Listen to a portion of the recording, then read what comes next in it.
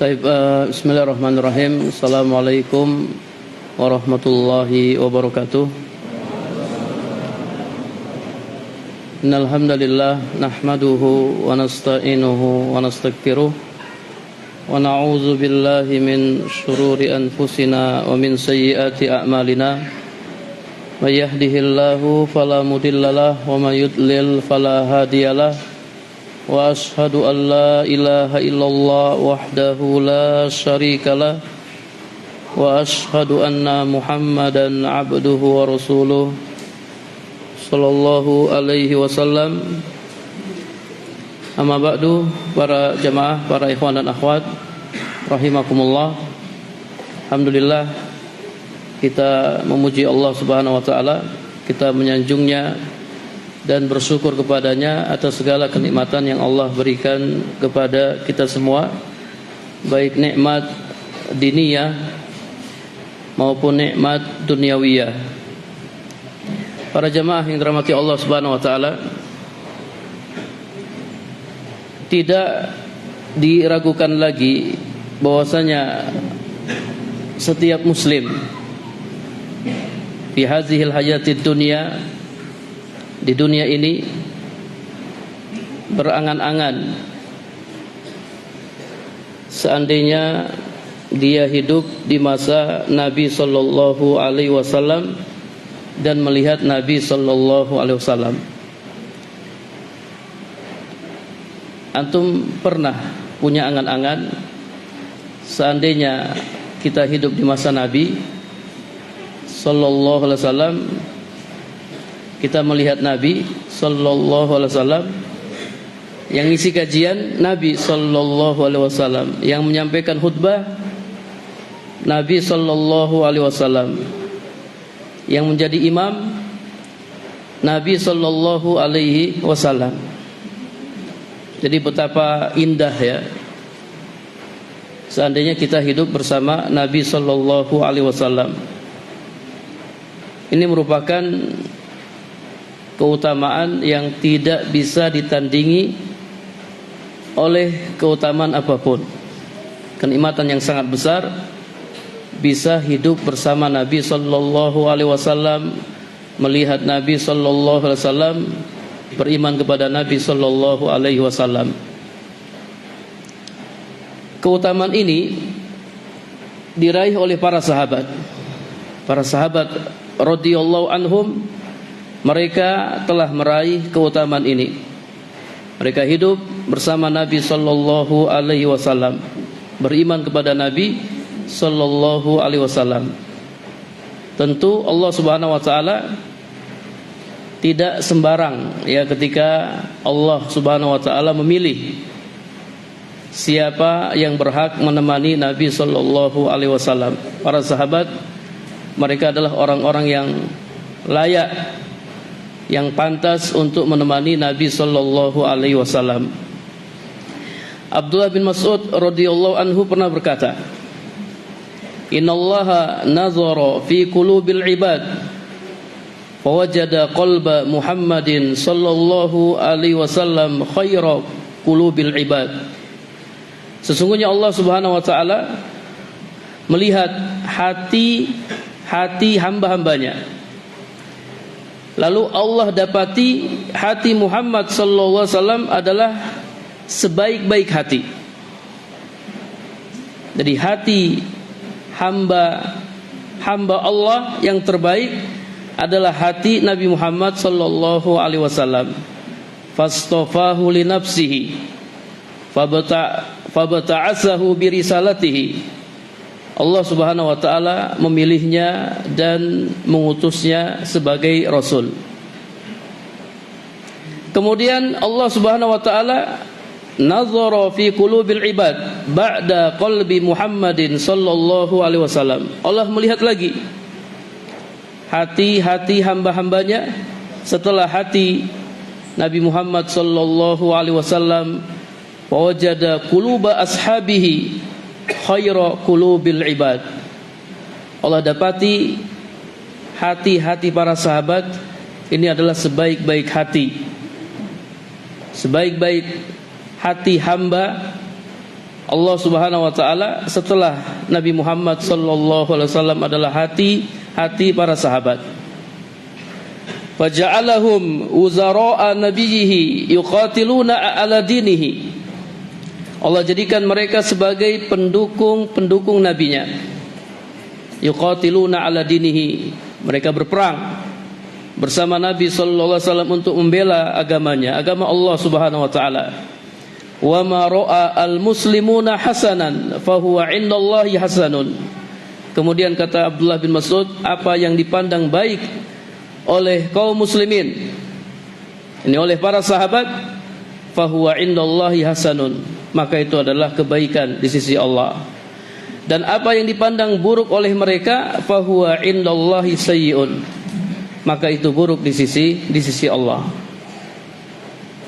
Jadi Allah Subhanahu wa taala telah memilih siapa saja yang layak, yang pantas menemani Nabi sallallahu alaihi wasallam.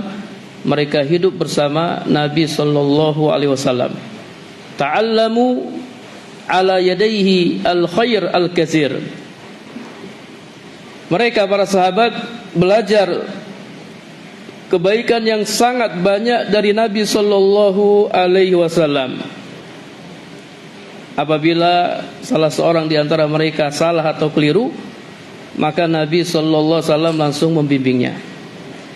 Ini enaknya hidup di masa Nabi. Kalau ada yang keliru, langsung dibimbing oleh Nabi sallallahu alaihi wasallam. Ya, kalau kita hidup di zaman sekarang, terkadang ya kita keliru, terkadang kita enggak paham suatu permasalahan. Kita bertanya sama Ustadz A jawabannya lain, Ustadz B juga jawabannya lain, sehingga terkadang kita bingung mana yang benar di antara dua pendapat Ustadz ini. Berbeda dengan para sahabat yang hidup di masa Nabi, ketika mereka keliru, ketika mereka salah, Nabi sallallahu alaihi wasallam yang membimbing mereka. Bal kana an-nabiy sallallahu alaihi wasallam yubashshir hadza bil jannati. Allahu akbar. Bahkan terkadang Nabi sallallahu alaihi wasallam mengabarkan bahwasanya sahabat ini di surga. Sahabat itu di surga. Jadi ada sahabat-sahabat yang sudah dijamin masuk surga, dan Nabi sallallahu alaihi wasallam menyebut nama mereka. Di antara yang populer, sahabat yang populer ini sahabat papan atas, para sahabat senior yang sudah dijamin masuk surga adalah 10 sahabat yang sudah dijamin masuk surga, dan Nabi sallallahu alaihi wasallam menyebut mereka dalam satu hadis. Hadis riwayat Tirmizi. Wa qala Syekh Al-Albani, ya, hadis ini sahih. Dari Abdurrahman bin Auf radhiyallahu anhu, ia berkata, sami'tu Rasulullah sallallahu alaihi wasallam yaqul, aku pernah mendengar Rasulullah sallallahu alaihi wasallam bersabda, Abu Bakar fil jannati, wa Umar fil jannati, wa Utsman fil jannati, wa Ali fil jannati, wa Talha fil jannati, wa Zubair fil jannati, wa Abdurrahman bin Auf fil jannati, wa Sa'ad bin Abi Waqqas fil jannati, wa Sa'id bin Zaid fil jannati, wa Abu Ubaidah bin Jarrah fil jannati. Abu Bakar di surga, Umar di surga, Utsman di surga, Ali di surga, Talha di surga, Zubair di surga, Abdurrahman bin Auf di surga, Sa'ad bin Abi Waqqas di surga, Sa'id bin Zaid di surga, dan Abdurrahman dan Abu Ubaidah bin Jarrah di surga. 10 sahabat yang sudah dijamin masuk surga. Nabi sebutkan mereka dalam satu hadis. Ada yang bisa nyebutin ulang 10 sahabat yang sudah dijamin masuk surga? Insyaallah siapa yang bisa menyebutkan nanti nyusul mereka di surga. Yang pertama kita hafal dulu namanya ya. Naam. Empat itu sahabat mulia radhiyallahu anhu, Abu Bakar As-Siddiq, Umar bin Khattab, Utsman bin Affan, Ali bin Abi Thalib, Keempat ya. Talha, Zubair, bin Awam, Sa'ad bin Abi Waqqas, Sa'ad bin Waqqas, Sa'id bin Zaid, Abdurrahman bin Auf, Abu Ubaidah bin Jarrah. Ini 10 sahabat yang sudah dijamin masuk surga. Pertama kita harus tahu dulu siapa saja mereka. Kemudian nanti kita akan bertanya, kok mereka bisa dijamin masuk surga? Kira-kira apa amalan yang mereka lakukan sehingga mereka dijamin masuk surga? Mereka punya amalan-amalan yang luar biasa sehingga mereka dijamin masuk surga. Ya, ada sebagian ulama yang Masya Allah ketika menulis buku sirah sahabat, mereka awali dengan ini 10 sahabat yang dijamin masuk surga. Yang pertama kali dibahas Abu Bakar As-Siddiq, kemudian Umar bin Khattab, dan seterusnya. 10 sahabat yang dijamin masuk surga. Ini lebih dahulu dibahas. Belajar sirah sahabat. Sahabat Abu Bakar As-Siddiq radhiyallahu anhu, sahabat Umar, sahabat Utsman, Ali, dan seterusnya. Banyak di antara kita ya para jamaah belum tahu ya, bahkan belum mengenal sahabat-sahabat Nabi sallallahu alaihi wasallam. Ya, bahkan sebagian dari kita jangankan sirah sahabat, bahkan sirah nabawiyah saja dia belum hatamkan, dia belum selesaikan, dia belum baca. Padahal penting ya. Belajar di sirah nabawiyah ini sangat penting.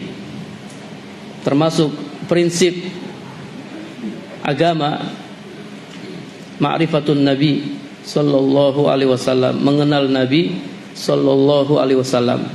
Kita akan ditanya nanti setelah kita dikuburkan di alam barzah. Kita akan ditanya, man nabiyyuka? Siapa nabimu? Kita harus mengenal Nabi sallallahu alaihi wasallam. Dan pengenalan terhadap Nabi ini bukan pengenalan yang global. Kita dituntut untuk mengenal Nabi secara rinci, secara detail. Baca sirah nabawiyah dari sejak Nabi dilahirkan sampai Nabi sallallahu alaihi wasallam meninggal dunia. Kemudian baca sirah sahabat. Orang-orang yang Masya Allah, orang-orang yang hebat, manusia-manusia pilihan. Mereka dipilih oleh Allah Subhanahu wa taala untuk menemani Nabi sallallahu alaihi wasallam. Bahkan ada yang dikabarkan bahwasanya sahabat fulan dia dicintai oleh Allah Subhanahu wa taala. Nabi mentakyin si fulan dicintai oleh Allah Subhanahu wa taala. Ya, kalau kita ditanya kita mencintai Allah atau tidak, kita semua jawab, na'am nahnu nuhibbullah wa rasulah. Kita semua mencintai Allah dan Rasulnya. Tapi yang jadi pertanyaan besar, apakah kita dicintai oleh Allah dan Rasulnya? Belum tentu. Di sana ada sahabat yang dicintai oleh Allah dan Rasulnya. Dari Sahal bin Sa'ad radhiyallahu anhu bahwasanya Rasulullah sallallahu alaihi wasallam qala yauma Khaibar. Beliau bersabda ketika perang Khaibar, la u'tiyanna ar-rayata ghadan rajulan yaftahullahu ala yadayhi. Besok saya akan berikan panji ini kepada seorang laki-laki yang Allah akan memberikan kemenangan melalui perantaranya. Yuhibbullaha wa rasulahu wa yuhibbuhullahu wa rasuluhu. Laki-laki ini dia mencintai Allah dan Rasulnya, dan dia dicintai oleh Allah dan Rasulnya. Jadi siapa yang dapat panji ini, dia dicintai oleh Allah dan Rasulnya. Masya Allah. Ya, ada kedudukan yang paling mulia, yang paling tinggi daripada dicintai oleh Allah dan Rasulnya. Ini kedudukan yang paling tinggi, dicintai oleh Allah dan Rasulnya.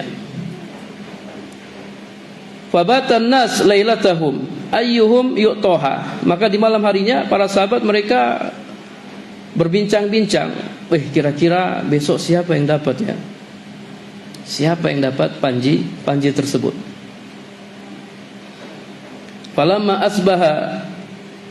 asbaha an-nas ghadau ala Rasulillah sallallahu alaihi wasallam. Di pagi harinya mereka segera mendatangi Rasulullah sallallahu alaihi wasallam, kulluhum yarju ayyutoha.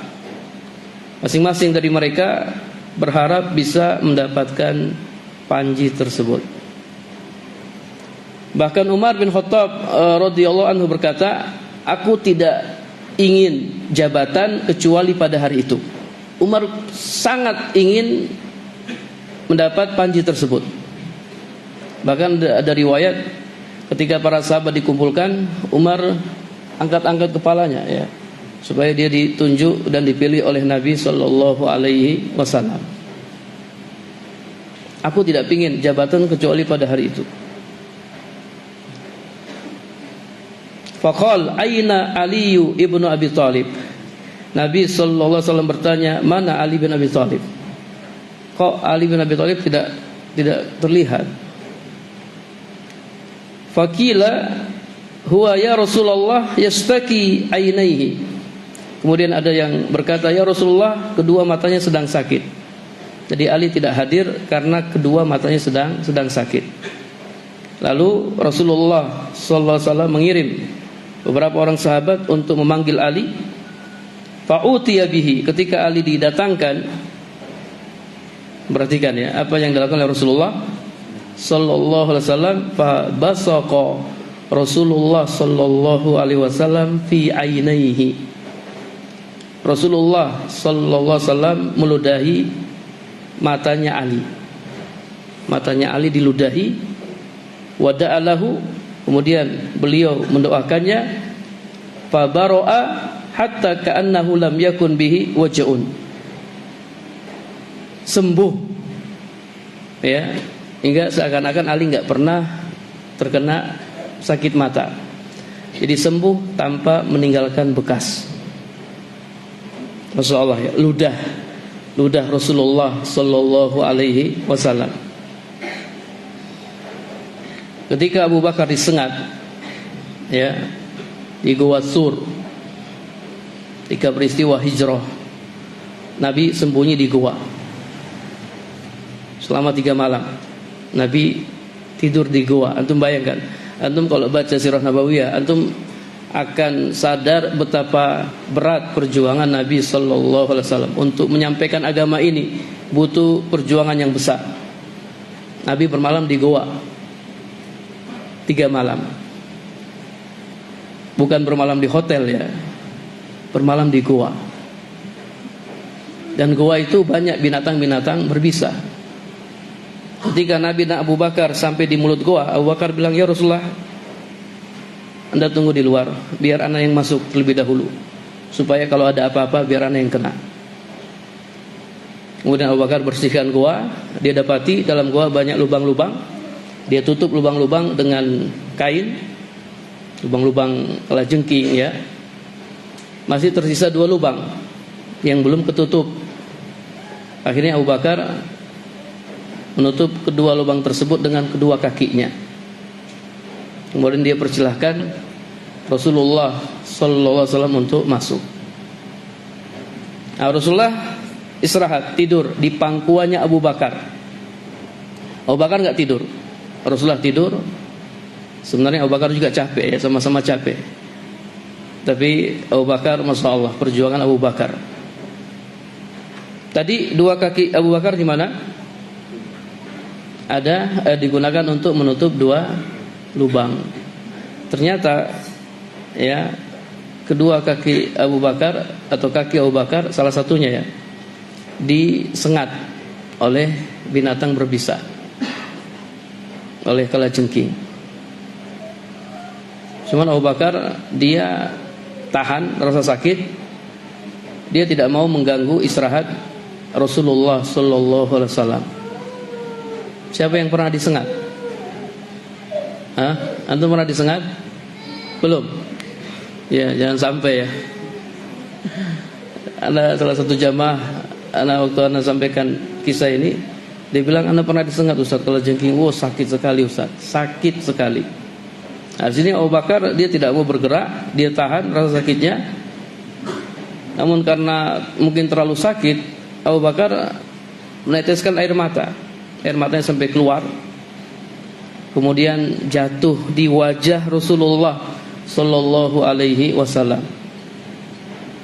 Sehingga Rasulullah terbangun. Rasulullah sallallahu alaihi wasallam bertanya, "Ada apa wahai Abu Bakar? Kenapa engkau menangis?" Kata Abu Bakar, "Ya Rasulullah, kaki saya disengat." Kemudian Rasulullah bangun, Rasulullah ludahi, Rasulullah doakan dan sembuh dengan izin Allah Subhanahu wa taala. Ingat para jamaah, ini kekhususan Rasulullah sallallahu alaihi wasallam.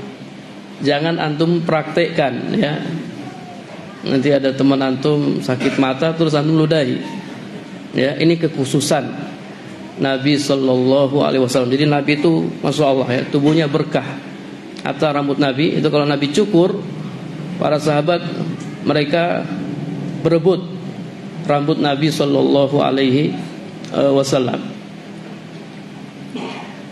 Ana jadi ingat ya nih cerita seorang syekh di kelas waktu di Madinah ya, waktu kita kuliah dulu di Madinah. Jadi ketika Syekh menyampaikan hadis ini, kan Syekh menekankan ini kekhususan Nabi sallallahu alaihi wasallam. Kata Syekh, jadi ada orang temannya sakit mata. Kemudian dia panggil temannya, sini. Ya, mana yang sakit? Ini nih, matanya sakit. Tiba-tiba diludahi sama temannya. Wah, lu sampai banyak matanya penuh dengan ludah. Ini yang sakit mata kaget. Terus dia nanya, "Kenapa meludah mata saya?" Kata temannya yang meludah, "Dulu Rasulullah sallallahu alaihi wasallam pernah meludahi matanya Ali, hadisnya sahih." Iya, hadisnya sahih, ini Bukhari Muslim. Terus kata ini yang sakit, "Tapi kau bukan Rasulullah." Kata yang meludah, "Kau juga bukan Ali." Ya. Makanya tidak sembuh ya. Ini bukan Rasulullah, kau juga bukan Ali. Akhirnya saling salah menyalahkan. Ini kekhususan Rasulullah sallallahu alaihi wasallam. Jangan antum praktekkan. Taib. Kemudian Rasulullah sallallahu alaihi wasallam memberikan panji tersebut kepada Ali bin Abi Thalib. Kata para ulama, ini dalil bahwasanya Ali bin Abi Thalib dicintai oleh Allah dan Rasulnya. Ali bin Abi Thalib termasuk sahabat yang dicintai oleh Allah dan Rasulnya. Masya Allah ya. Antum kalau baca sirah Ali, bagaimana pengorbanan Ali. Ali itu siap mati demi Rasulullah. Ali siap mati. Ya, ketika orang-orang musyrik mereka rapat dan ikut hadir iblis ya. Para ulama sirah, iblis ikut hadir. Iblis berubah jadi seorang syekh dari Najd. Kemudian Abu Jahal mengusulkan untuk membunuh Nabi sallallahu alaihi wasallam. Dan disetujui oleh iblis. Mereka sepakat untuk membunuh Nabi sallallahu alaihi wasallam. Turun malaikat Jibril. Kata malaikat Jibril, "Malam ini kau jangan tidur di tempat tidurmu." Kemudian Nabi suruh Ali untuk tidur di tempat tidurnya, untuk pakai selimutnya. Dan Ali tahu ini Nabi mau dibunuh. Ali suruh Nabi suruh Ali untuk menggantikannya. Bayangkan ya, antum kalau disuruh gantikan orang yang mau dibunuh, antum mau nggak? Saya mau gantikan anda mau dibunuh nih. Siapa yang mau gantikan? Mungkin antum ya, jangan ana Ustaz.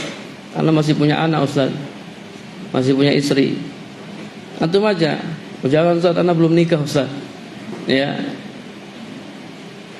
Ali bersedia untuk tidur di tempat tidur Nabi sallallahu alaihi wasallam. Sehingga ketika orang-orang musyrik mereka mengepung rumah Nabi sallallahu alaihi wasallam, mereka ngelihat, oh, Muhammad sedang tidur di atas tempat tidurnya, padahal itu bukan Nabi Muhammad sallallahu alaihi wasallam. Ini pengorbanan Ali. Ini baru sebagian kecil dari pengorbanan Ali bin Abi Thalib. Sehingga tidak heran bila Ali bin Abi Thalib dicintai oleh Allah dan Rasulnya. Jadi untuk agama ini ya para jamaah, kalau untuk agama ini kita korbankan apa yang bisa kita korbankan. Waktu kita korbankan untuk agama Islam, tenaga kita, pikiran kita, harta kita korbankan untuk agama Allah Subhanahu wa taala. Bahkan kalau seandainya terjadi perang dan kita disuruh perang oleh pemerintah suruh kita perang, ayo kita perang. Karena kita perang bersama pemerintah, ada jihad yang syar'i, maka kita siap korbankan nyawa kita untuk agama ini, untuk agama Islam. Kita korbankan segalanya untuk Allah dan Rasulnya. Wa hadza bidukhulil jannati bighairi hisab. Terkadang Nabi mengabarkan sahabat fulan dia termasuk sahabat yang masuk surga tanpa hisab. Jadi ada orang-orang yang nanti mereka masuk surga langsung tanpa hisab dan tanpa azab. Dalam hadis sebutkan ada 70.000 orang dari umatku yang akan masuk surga tanpa hisab dan tanpa azab, langsung masuk surga. Ketika Nabi menyampaikan hadis ini, ada salah seorang sahabat, Ukasah bin Mihsan. Dia berdiri kemudian dia berkata, "Ya Rasulullah, ud'ullaha ayyaj'alani minhum." Ya Rasulullah, tolong doakan agar saya termasuk dari mereka. Kata Rasulullah sallallahu alaihi wasallam, "Anta minhum." Engkau termasuk dari mereka. Masya Allah, engkau termasuk dari mereka. Dijamin masuk surga. Udah nggak ada lagi kesuksesan yang paling tinggi daripada masuk surga. Wa man zuhziha 'anil nar, barang siapa yang dijauhkan dari neraka dan dimasukkan ke dalam surga, faqad faz, sungguh dia telah sukses. Dijamin masuk surga. Kalau di dunia ini apa yang paling menyenangkan? Dijamin jadi apa? Nah, yang paling antum senang, yang membuat antum bahagia di dunia ini dijamin jadi apa? Jadi PNS biasa-biasa saja, jadi apa kira-kira? Antum dijamin bisa kuliah di UGM misalnya. Senang banget ya bisa kuliah di UGM. Kamu ya dijamin bisa kuliah di UI misalnya, di ITB, bangga dia, senang. Itu semua nggak ada apa-apanya dibandingkan dijamin masuk surga. Antum bayangkan, dijamin masuk surga. Yang menjamin siapa? Rasulullah sallallahu alaihi wasallam. Ini yang kita cari selama ini.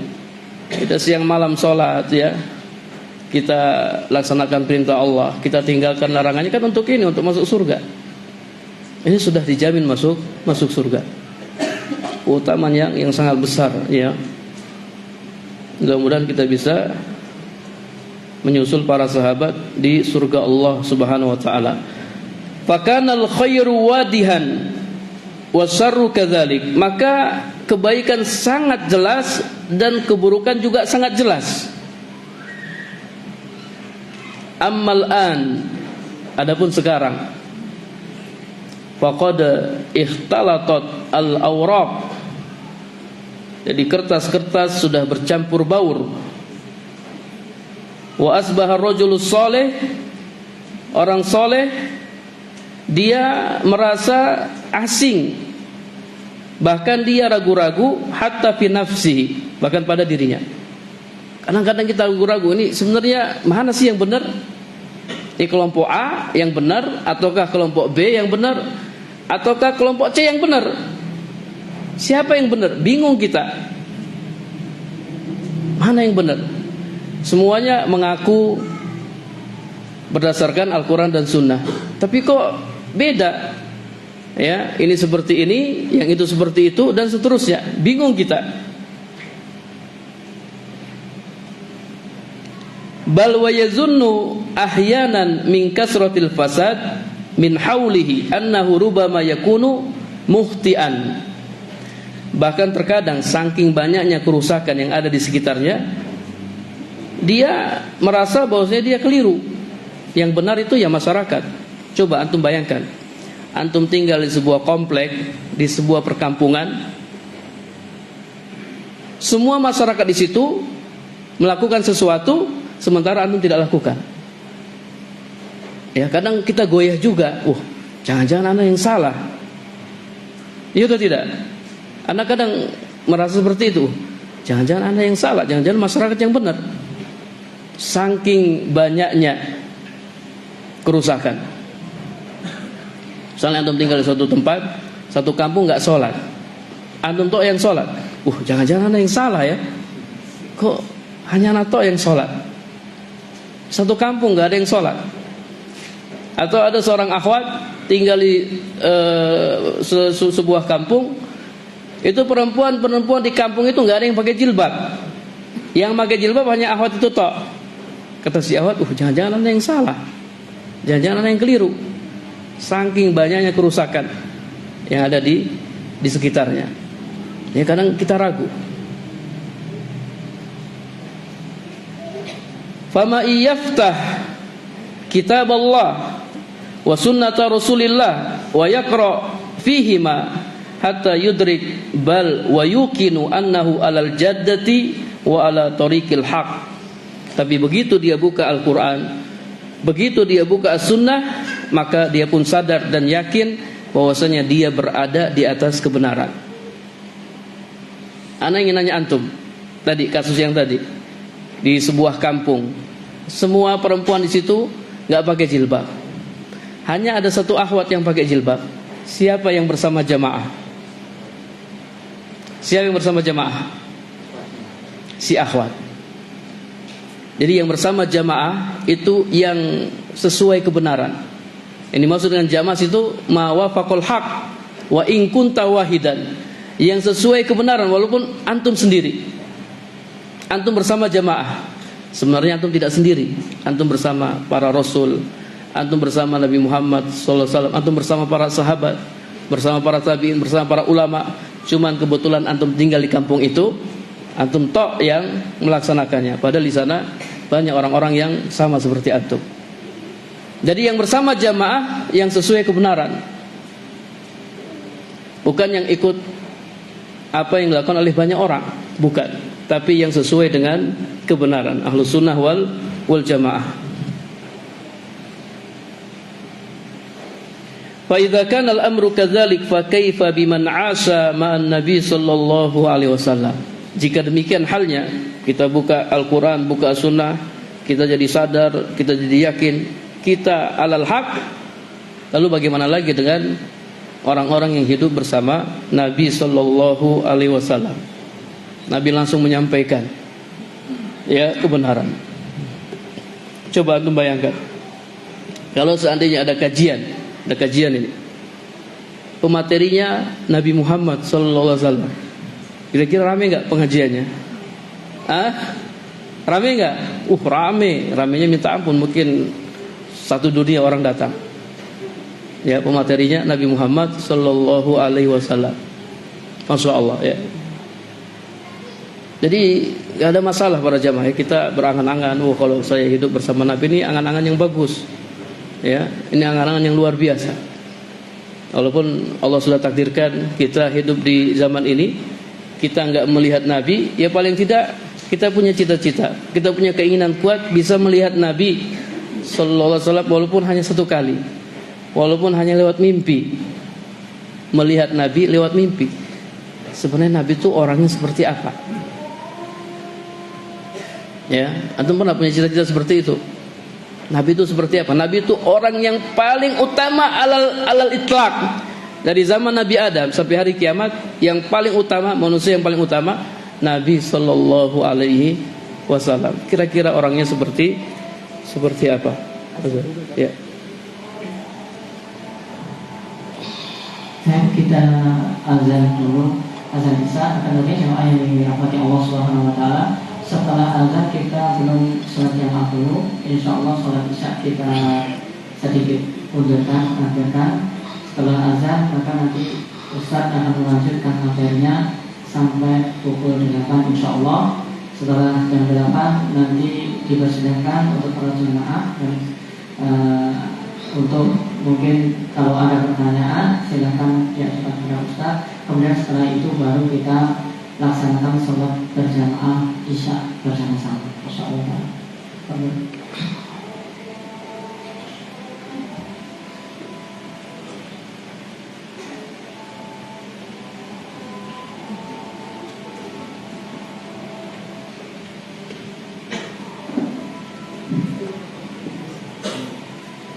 Allahu Akbar, Allahu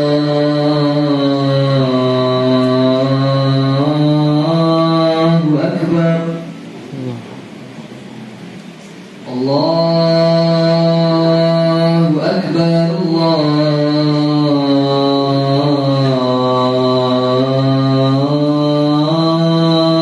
Akbar. Asyhadu an la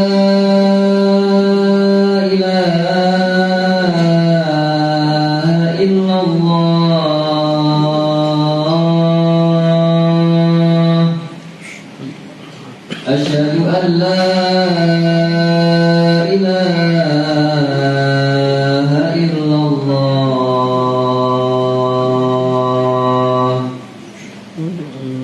أشهد أن محمدا رسول الله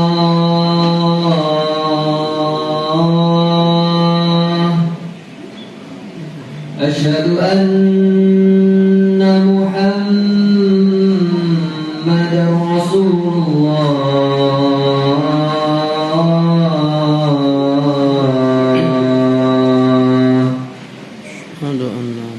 حي على الصلاة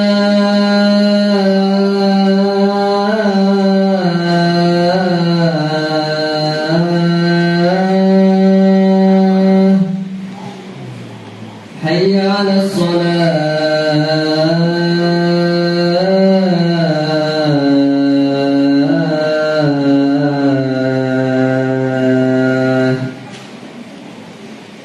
حي على الفلاح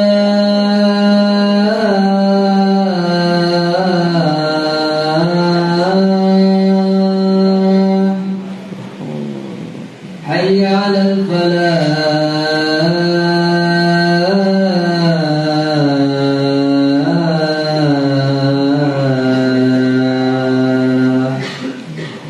الله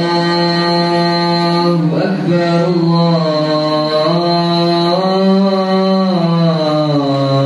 الله أكبر لا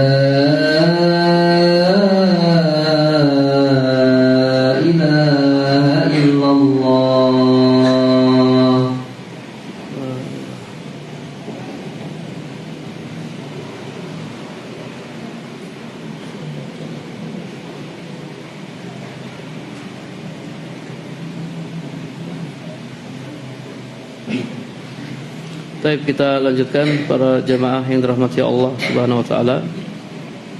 Ya, jadi kita berharap ya bisa melihat Nabi sallallahu alaihi wasallam walaupun hanya lewat mimpi, walaupun hanya sekali. Ya, kira-kira Nabi sallallahu alaihi wasallam itu orangnya seperti apa? Tentunya kita semua penasaran ya, ingin melihat Nabi sallallahu alaihi wasallam. Para jemaah yang dirahmati Allah Subhanahu wa taala, di antara para sahabat ada sahabat yang tidak hanya melihat Nabi, tidak hanya bertemu dengan Nabi sallallahu alaihi wasallam sesaat, namun ada di antara mereka yang masya Allah hidup bersama Nabi sallallahu alaihi wasallam sampai Nabi meninggal dunia. Kita ambil contoh sahabat Anas bin Malik radhiyallahu anhu. Anas bin Malik radhiyallahu anhu khadim Rasulullah sallallahu alaihi wasallam, pelayan Nabi sallallahu alaihi wasallam. Anas ini orang Madinah, sementara Nabi orang Mekah. Sejak kecil, ketika Anas masih kecil, Ibunda Anas, Ummu Sulaim, sudah menanamkan kepada Anas kecintaan kepada Allah dan Rasulnya. Jadi Anas sejak kecil sudah mencintai Rasulullah SAW dan sangat mencintai Rasulullah. Ketika Anas bin Malik ditanya, apa cita-citamu wahai Anas? Apa kata Anas? Nanti kalau saya sudah besar, saya mau safar, saya mau pergi untuk melihat Nabi SAW. Ini cita-cita Anas bin Malik, pingin melihat Nabi SAW. Ya, cita-citanya sangat mulia. Ya, bukan pingin jadi ini dan itu, pingin lihat Nabi SAW. Kalau saya sudah besar, saya pingin melihat Nabi SAW. Kemudian Allah Subhanahu Wa Taala mengizinkan Nabi untuk hijrah ke Madinah. Ketika itu Anas masih kecil, umur Anas baru 10 tahun. Ketika Anas mendengar Nabi mau datang, Masya Allah, bukan hanya Anas, penduduk Madinah, mereka semua senang sekali. Sampai-sampai setiap hari mereka nunggu Nabi di pinggiran Madinah, nunggu Nabi datang enggak ya. Ternyata Nabi tidak datang. Anas, ya, akhirnya mereka pulang dalam keadaan sedih. Besok pagi-pagi mereka datang lagi, mereka nunggu lagi. Seperti itu mereka menunggu Nabi SAW. Nabi kok enggak sampai-sampai, ya. Karena memang berhari-hari. Jadi hijrah dari Mekah ke Madinah itu berhari-hari. Itu kurang lebih sepekan. Kalau sekarang dari Mekah ke Madinah, ya, naik bis langsung sampai. Hari itu juga sampai. Kalau dulu belum ada kendaraan, Nabi pakai onta hijrah. Bayangkan para jemaah, panas. Kalau di Indonesia ya, kalau kita hijrah dari Surabaya ke Jogja, hijrah, enak, bisa mampir di hotel, ya, ada warung banyak, ya, Anda bisa mampir makan. Dulu nggak ada. Nah, ketika tiba hari Nabi datang ke Madinah, penduduk Madinah menyambut Nabi Sallallahu Alaihi Wasallam. Nggak ada hari yang paling bahagia kecuali hari itu. Sampai-sampai kata para ulama, kalau seandainya hari raya itu dikumpulkan, ya, semua hari raya dikumpulkan, kemudian dibandingkan dengan hari itu, nggak ada apa-apanya hari raya. Hari yang sangat bahagia. Kata Anas, ketika Nabi datang ke Madinah, Madinah jadi terang. Ketika Nabi meninggal dunia, Madinah jadi gelap gulita. Setelah Nabi sampai ke Madinah, ibunda Anas datang kepada Nabi Sallallahu Alaihi Wasallam, Ummu Sulaim, dan menawarkan kepada Nabi, ya Rasulullah, boleh enggak Anas melayani Anda, menjadi pelayan Anda? Anas berumur 10 tahun. Kemudian dibolehkan. Kata Anas bin Malik, aku melayani Nabi Sallallahu Alaihi Wasallam selama 10 tahun. Ketika aku berumur 10 tahun. Dan Nabi meninggal dunia ketika aku berumur 20 tahun. Selama 10 tahun Anas bin Malik melayani Nabi Sallallahu Alaihi Wasallam, jadi pelayannya Nabi Sallallahu Alaihi Wasallam. Kata Anas, aku melayani Nabi Sallallahu Alaihi Wasallam selama 10 tahun. Selama 10 tahun Nabi tidak pernah menghardikku, Nabi tidak pernah mencelaku, mencaciku, tidak pernah bermuka masam di hadapanku, dan seterusnya. Aku nggak pernah ngelihat orang yang paling mulia akhlaknya dari Nabi Sallallahu Alaihi Wasallam. Beliau baik kepada siapa saja, bahkan kepada pembantunya selama 10 tahun. Nabi tidak pernah memarah-marahi Anas, ya, menghardik Anas, dan seterusnya. Berbeda dengan sebagian orang, ya, datang pembantu kerja di rumahnya baru 1-2 hari sudah apa? Udah dimarah-marahi, ya. Kalau pecahin piring, pecahin gelas, dipotong gajinya. Tak potong gajimu, ya. Kamu pecahin piring dan seterusnya. Lihat akhlak Nabi Sallallahu Alaihi Wasallam. Para jamaah yang dirahmati Allah Subhanahu Wa Taala, jadi banyak sekali keutamaan para sahabat. Adapun akidah kita terhadap para sahabat, kata para ulama, akidah kita terhadap para sahabat, kita wajib mencintai para sahabat. Ini akidah yang pertama, mahabbatuhum, mencintai para sahabat. Nabi sallallahu alaihi wasallam bersabda dalam hadis riwayat Bukhari dan Muslim, ayatul iman hubbul ansar wa ayatul nifaq bughdul ansar. Tanda keimanan adalah mencintai orang-orang Ansar, dan tanda kemunafikan adalah membenci orang-orang Ansar. Kata para ulama, apabila hal ini berlaku bagi orang-orang Ansar, fal muhajiruna min babi aula, maka orang-orang muhajir lebih layak lagi. Kalau mencintai orang-orang Ansar itu tanda keimanan, maka mencintai orang-orang muhajir juga tanda keimanan. Kalau membenci orang-orang Ansar itu tanda kemunafikan, maka membenci orang-orang muhajir juga tanda kemunafikan. Karena orang-orang muhajir lebih utama daripada orang-orang Ansar. Jadi hati-hati ya, kalau antum melihat ada orang membenci para sahabat, itu orang munafik. Orang munafik. Orang mukmin tidak ada yang membenci para sahabat. Semuanya mencintai para sahabat. Bahkan mencintai para sahabat ini tanda keimanan. Antum beriman? Ya, saya beriman. Apa buktinya? Buktinya saya mencintai para sahabat.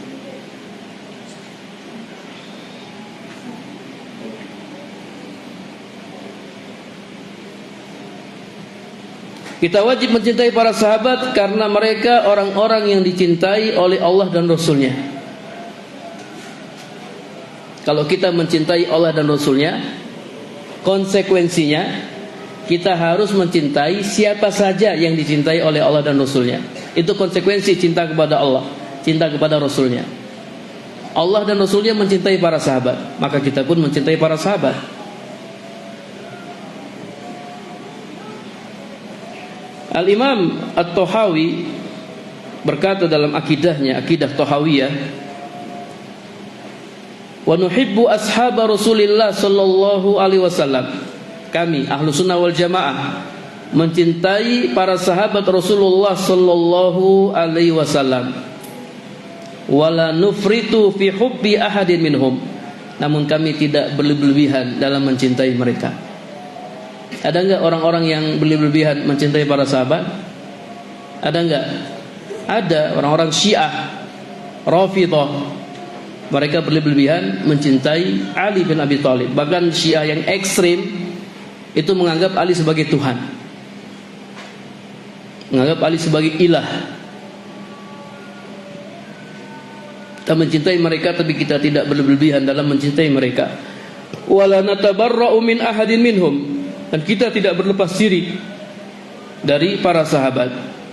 Wa nubghidu may yubghiduhum, kita membenci siapa saja yang membenci para sahabat. Ini akidah para jamaah, ini manhaj. Kita membenci siapa saja yang membenci para sahabat. Kalau ada orang yang membenci para sahabat, maka kita pun membenci mereka. Wa bi ghairil khairi yadhkuruhum, kita membenci siapa saja yang menyebutkan selain kebaikan mereka. Ada orang yang kerjaannya hanya menyebutkan keburukan-keburukan para sahabat.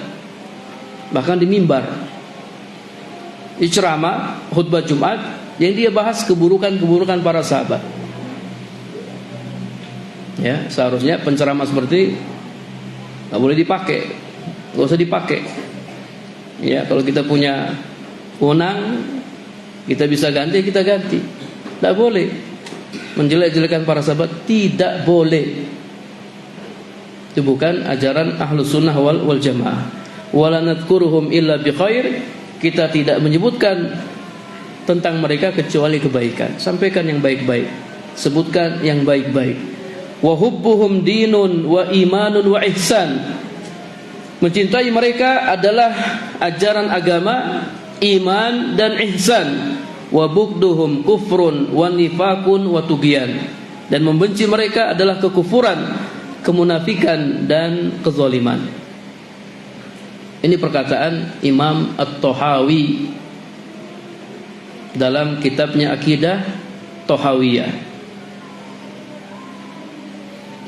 Wa rawa al-Imam Al-Lalakai anil Imam Malik rahimahumallah, kana as-salafu yu'allimuna auladahum hubba Abi Bakrin wa Umar kama yu'allimunahum as-surata minal Qur'an.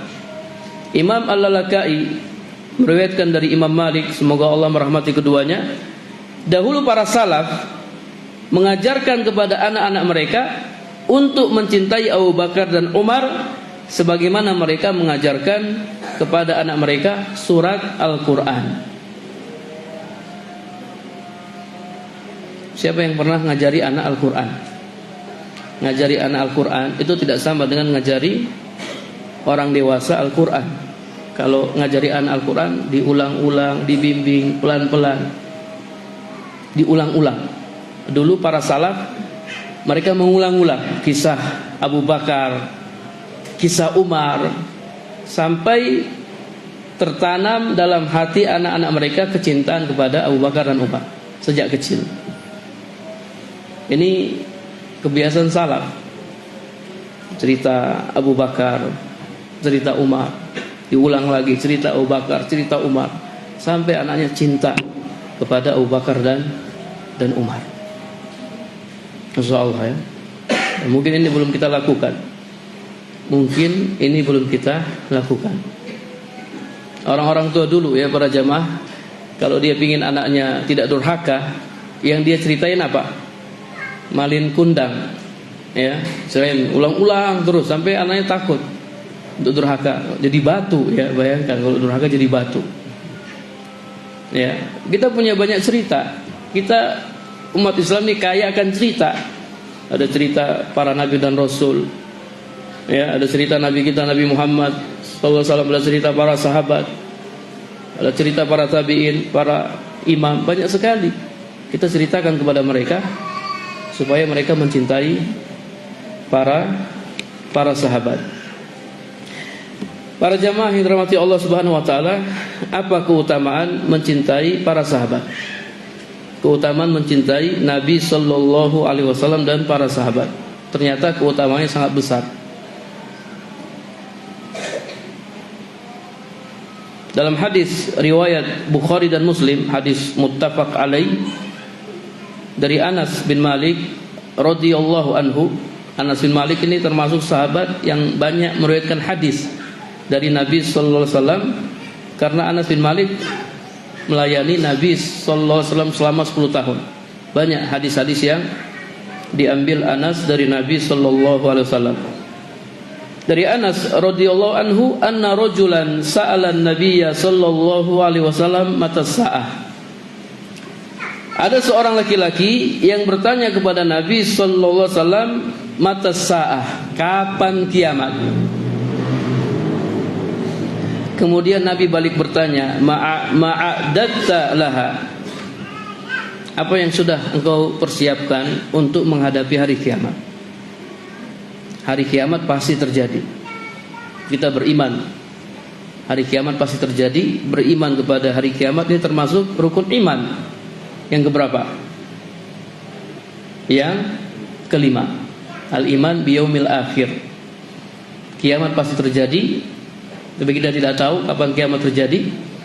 Nabi aja nggak tahu, ya. Malaikat Jibril aja nggak tahu kapan kiamat.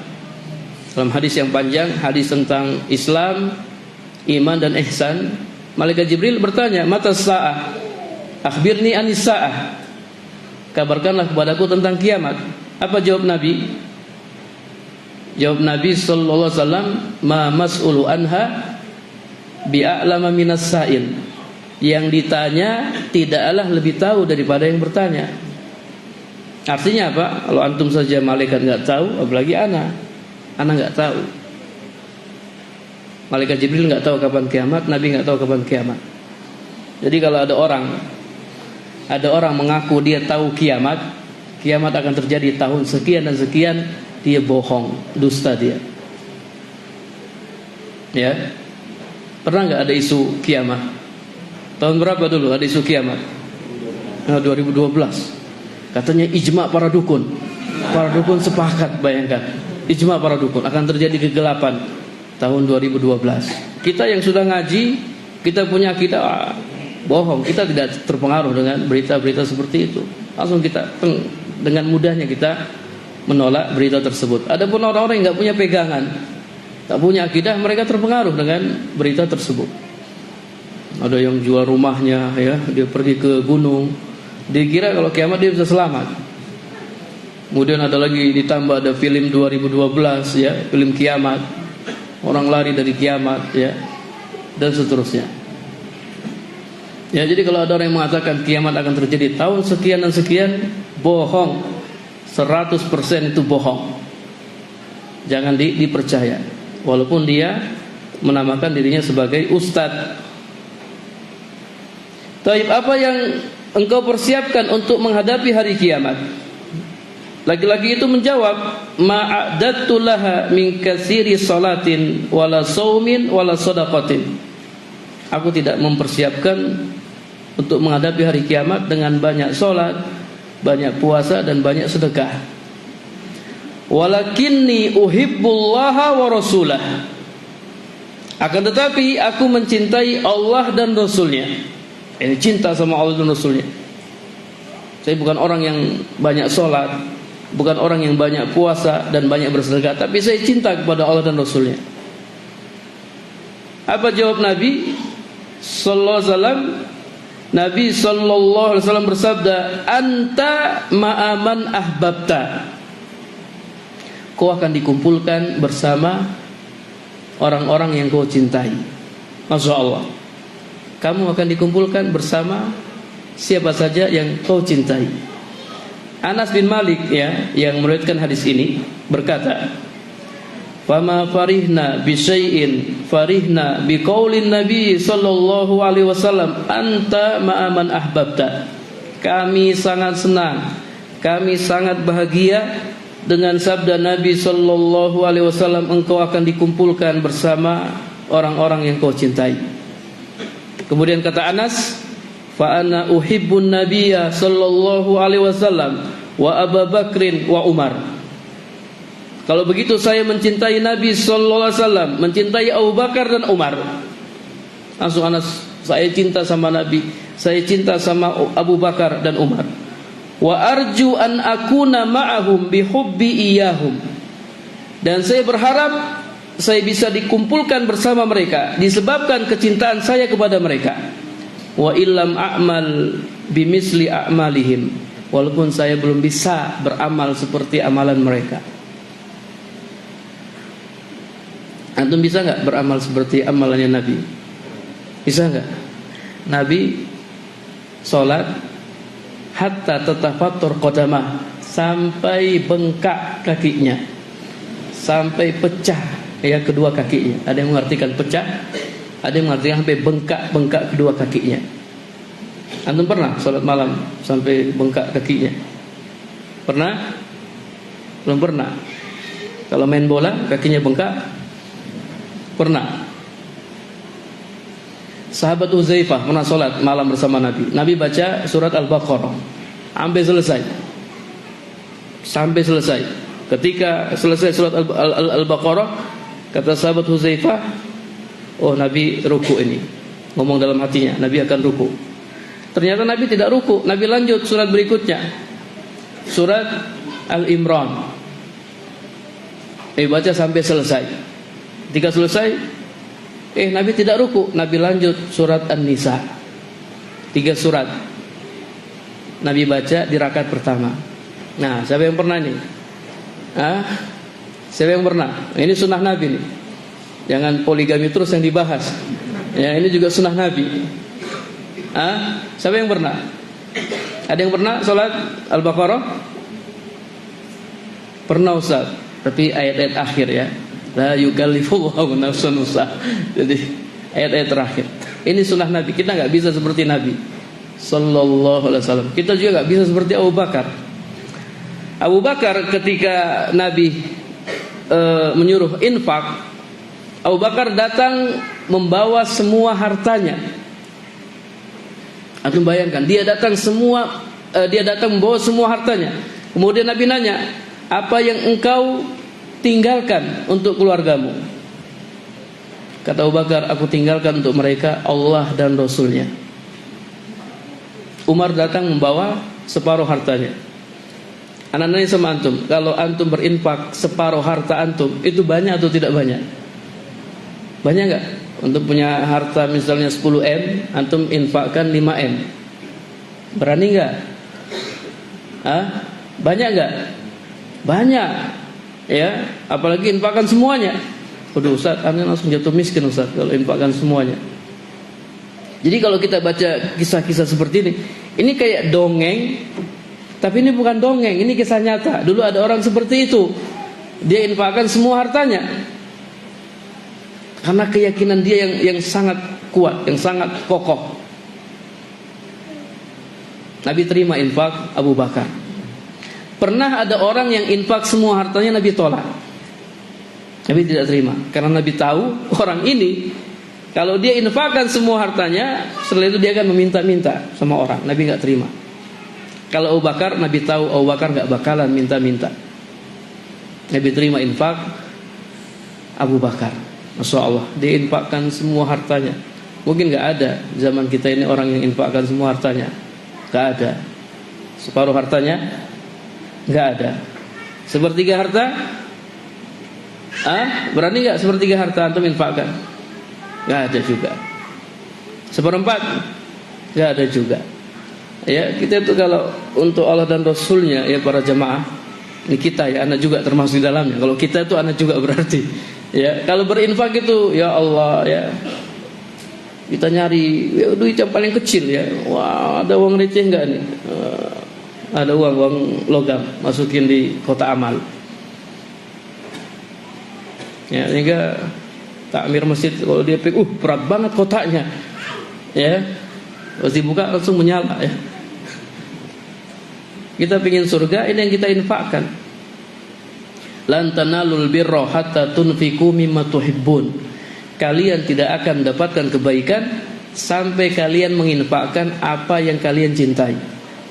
Yang kita infakkan itu yang kita cintai, yang kita sukai. Mana yang lebih antum sukai?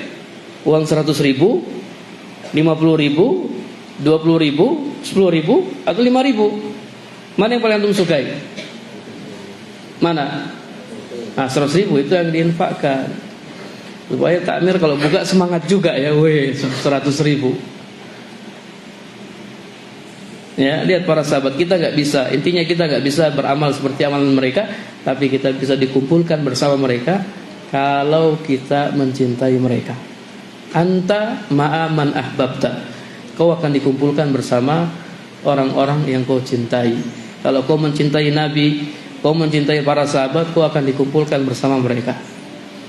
Tapi kalau yang kau cintai itu orang-orang yang tidak jelas ya, yang kau cintai itu orang-orang kafir, ya kau akan dikumpulkan bersama mereka.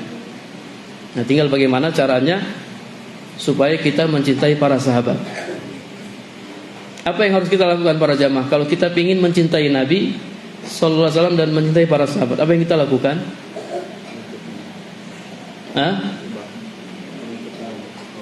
Mengikuti itu konsekuensi.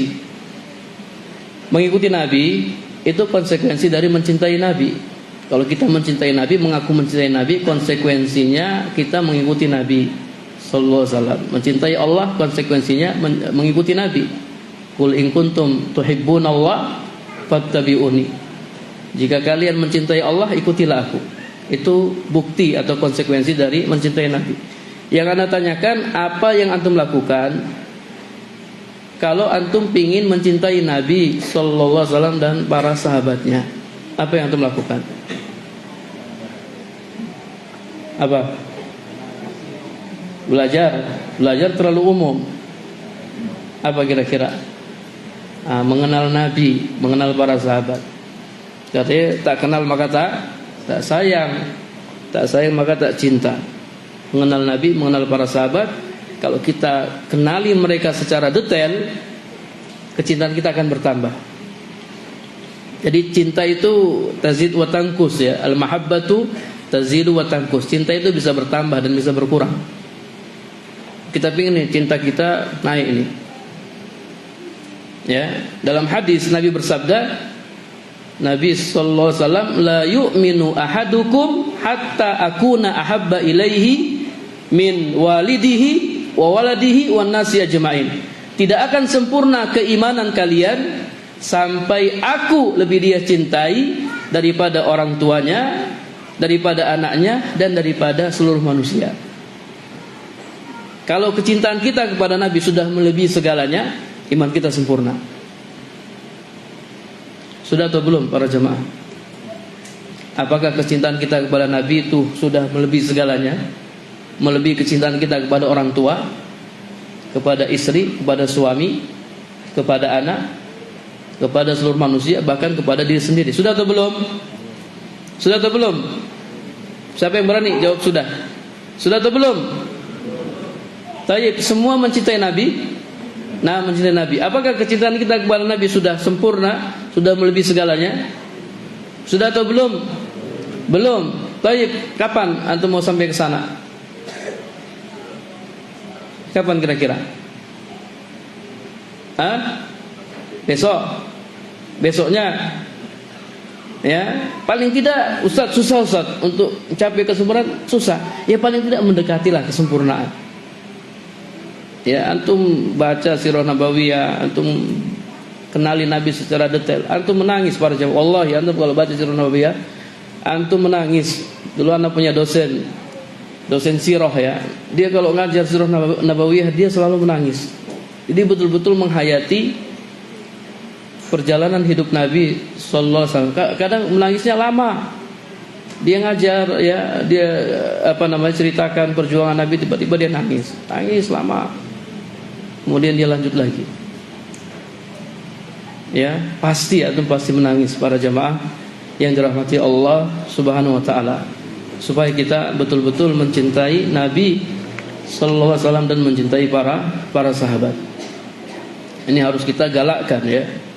Untuk anak-anak kita sejak kecil kita ajarkan kepada mereka supaya mereka mencintai Nabi sallallahu alaihi wasallam dan sahabat-sahabatnya. Kemudian akidah yang kedua, akidah kita terhadap para sahabat, i'tiqadu fadlihim wa adalatihim, meyakini keutamaan mereka dan keadilan mereka. Wa annahum safwatul ummah, mereka adalah manusia pilihan dari umat ini. Wa akmaluha, manusia yang sempurna. Wa aqrabuha ilal haqqi was shawab, dan manusia yang paling dekat dengan kebenaran. Harus meyakini keutamaan para sahabat dan keadilan para sahabat. Para sahabat semuanya adil, semuanya terpercaya, semuanya siqah. Kalau kita belajar hadis Nabi ya, mustalah hadis, kita belajar rawi-rawi hadis, itu kalau para sahabat udah enggak diperiksa lagi. Ini sahabat siqah atau tidak siqah. Sahabat semuanya siqah, terpercaya semuanya. Yang dibahas itu yang setelah para sahabat. Banyak ayat dalam Al-Qur'an maupun hadis-hadis Nabi sallallahu alaihi wasallam yang menjelaskan tentang keutamaan para sahabat. Banyak sekali. Di antaranya surat At-Taubah ayat 100. Allah Subhanahu wa taala berfirman, "Was-sabiqunal awwaluna minal muhajirina wal ansar walladzina tabauhum bi ihsan radhiyallahu anhum wa radu an wa a'adda lahum jannatin tajri min tahtiha al-anhar khalidina fiha abada dzalikal fawzul azim." Orang-orang yang pertama-tama masuk Islam dari kalangan orang-orang muhajir dan orang-orang ansar,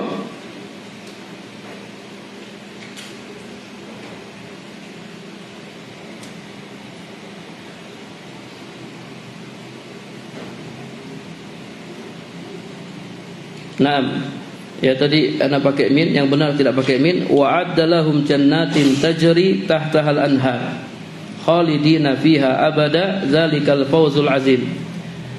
Jadi orang-orang yang pertama-tama masuk Islam dari kalangan orang-orang muhajir dan orang-orang ansar serta orang-orang yang mengikuti mereka dengan baik, Allah ridho kepada mereka dan mereka ridho kepada Allah. Di para sahabat sudah diridhoi oleh Allah Subhanahu wa taala.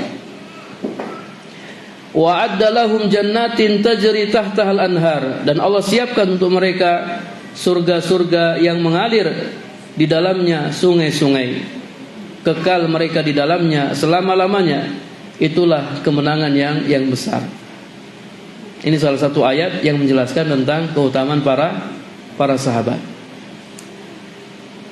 Kemudian ayat yang lain, surat Al-Imran ayat 110. Allah Subhanahu wa taala berfirman, "Kuntum khaira ummatin ukhrijat linnas." Kalian adalah sebaik-baik umat yang dikeluarkan untuk manusia. Kalian di sini siapa? Ketika ayat ini turun, kum di sini para sahabat.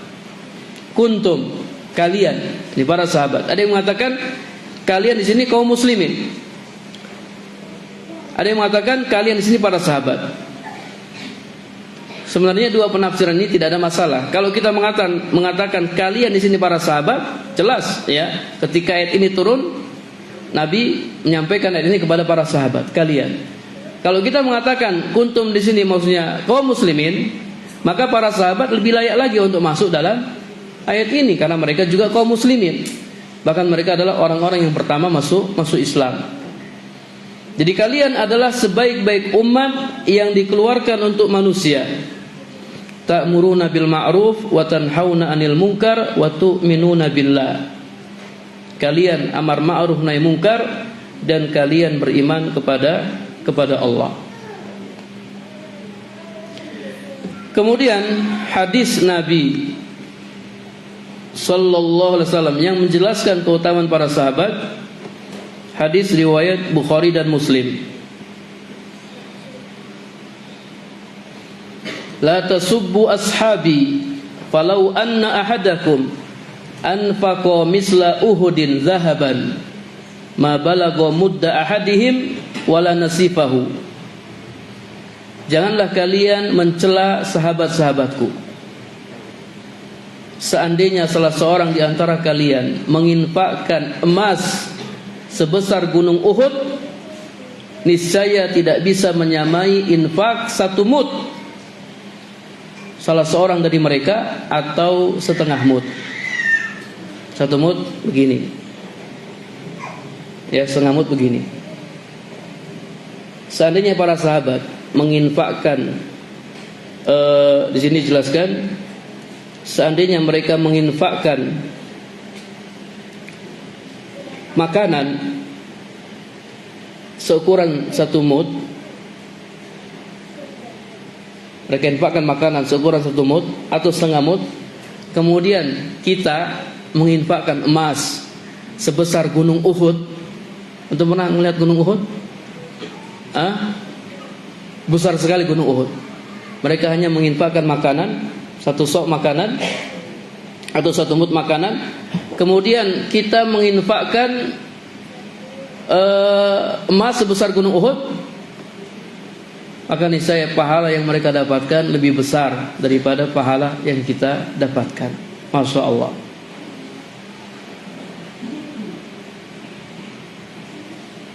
Masya Allah ya. Mereka hanya menginfakkan satu mud makanan atau setengah mud. Terus kita menginfakkan emas sebesar gunung Uhud. Nggak tahu berapa ton itu emas kalau sebesar gunung Uhud. Tapi pahala yang mereka dapatkan lebih besar daripada pahala yang kita dapatkan. Kenapa bisa demikian para jemaah? Kenapa mereka infaknya sedikit, kita infaknya banyak, tapi pahala yang mereka dapatkan lebih banyak daripada pahala yang kita dapatkan? Kenapa bisa demikian? Nah, siapa yang tahu jawabannya? Nah, karena keikhlasan mereka. Ikhlasuhum wa sidqu niyatihim. Kata para ulama, sebabnya karena keikhlasan mereka dan benarnya niat mereka. Ini yang kita tidak bisa menyamai mereka. Kemudian al-infaq qabla al-fathi. Mereka berinfak sebelum Fathul Mekah. Enggak sama ya berinfak sebelum Fathul Mekah dan berinfak setelah Fathul Mekah, enggak sama. Allah bedakan dalam Al-Qur'an. Kita bisa lihat dalam surat Al-Hadid ayat 10. La yastawi minkum man anfaqa min qablil fathi wa qatala ulaika a'zamu darajatan minal ladzina anfaqu min ba'du wa qatalu wa kullan wa'adallahu al-husna. Kata Allah, tidak sama orang yang berinfak dan berperang sebelum Fathul Mekah dan sesudah Fathul Mekah. Ulaika a'zamu darajatan. Orang-orang yang berinfak sebelum Fathul Mekah, pahala mereka lebih besar daripada orang-orang yang berinfak dan berperang sebelum Fathul Mekah. Wa kullan wa'adallahu husna, namun masing-masing Allah beri pahala. Yang berinfak sebelum Fathul Mekah Allah kasih pahala, yang berinfak setelah Fathul Mekah Allah kasih pahala. Hanya saja Allah memberikan pahala yang besar kepada orang-orang yang berinfak sebelum Fathul Mekah. Nah, ketika itu sangat dibutuhkan, infak sangat dibutuhkan para sahabat berinfak. Jangan mencela para sahabat, jangan mencela mereka. Kebaikan-kebaikan mereka terlalu banyak daripada kekurangan-kekurangan mereka. Kemudian akidah yang ketiga, i'tiqadu tafadulihim bihasabi ma warada fin nusus. Meyakini perbedaan keutamaan mereka sesuai yang disebutkan dalam nas. Jadi para sahabat semua punya keutamaan, hanya saja keutamaan mereka berbeda-beda. Ada yang lebih utama daripada yang lainnya. Yang paling utama secara mutlak adalah 10 sahabat yang sudah dijamin masuk surga. Ini sahabat papan atas. Ini sahabat-sahabat senior.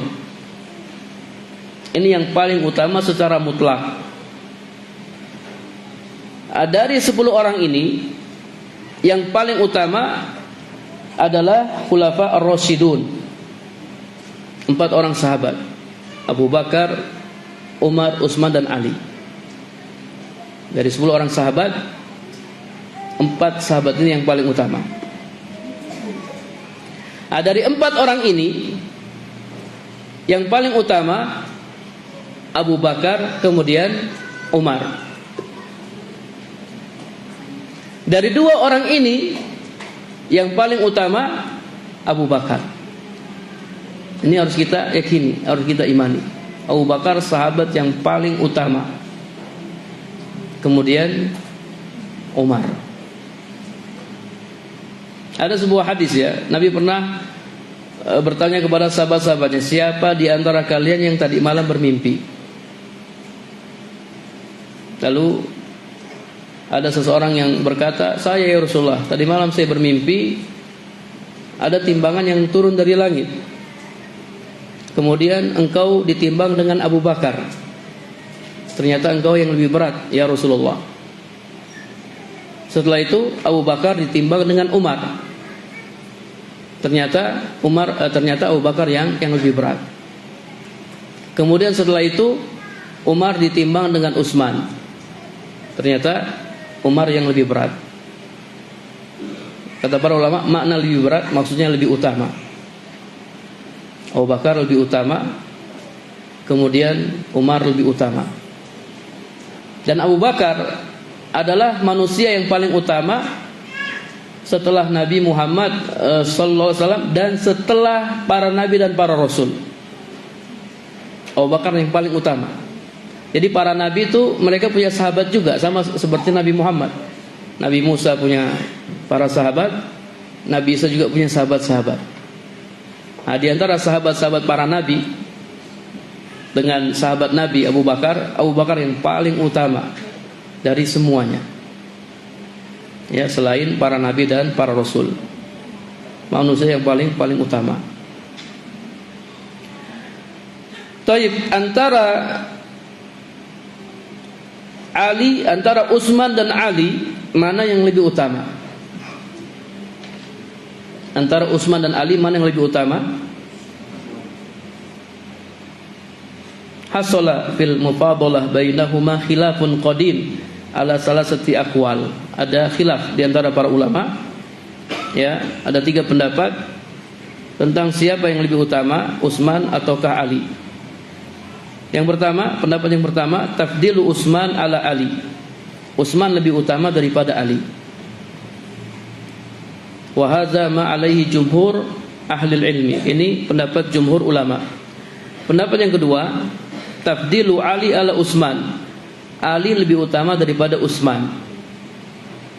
Pendapat ini diriwayatkan dari sebagian penduduk Kufah.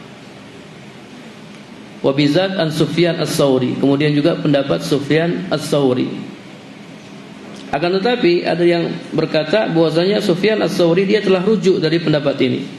Kemudian dia mengatakan Utsman lebih utama daripada Ali. Pendapat yang ketiga, tawakuf. Ya, tawakuf. Mana tawakuf? No comment ya. Mereka tidak mengutamakan Utsman daripada Ali dan juga tidak mengutamakan Ali daripada Utsman. Mereka diam, menahan diri.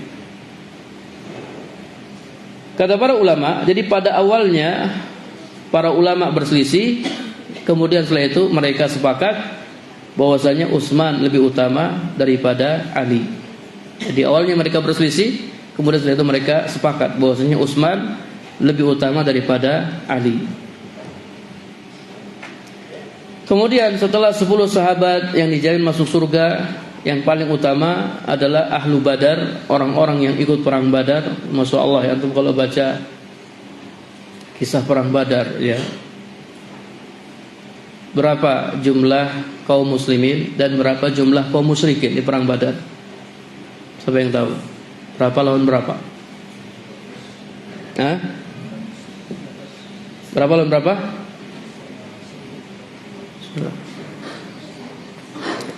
Yang keras Pak suaranya. Kaum musyrikin 1000, kaum muslimin 300 lebih sedikit. 1000 lawan 300, jumlah yang tidak seimbang. Iya atau tidak? Iya. Dengan peralatan perang yang sama, ya, pakai pedang, pakai panah, pakai tombak, jumlahnya tidak seimbang. Kapan terjadi perang Badar? Kapan terjadi perang Badar? Tahun kedua Hijriah. Di bulan apa? Di bulan Ramadan. Antum bayangkan, para sahabat berperang di bulan Ramadan. Kemudian yang dihadapi oleh para sahabat itu bukan orang lain. Sebagian dari mereka menghadapi keluarga mereka sendiri. Ada yang berhadapan dengan anaknya sendiri, seperti Abu Bakar. Abu Bakar berperang berhadapan dengan anaknya sendiri, Abdurrahman. Ketika itu Abdurrahman belum masuk Islam.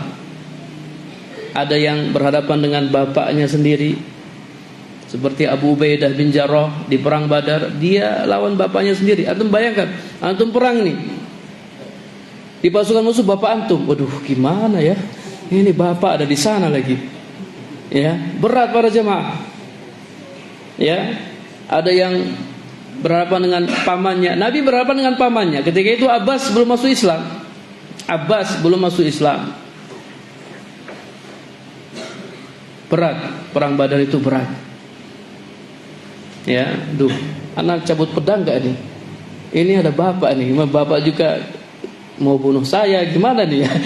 Itu udah kayak kisah Abu Ubaidah bin Jarrah.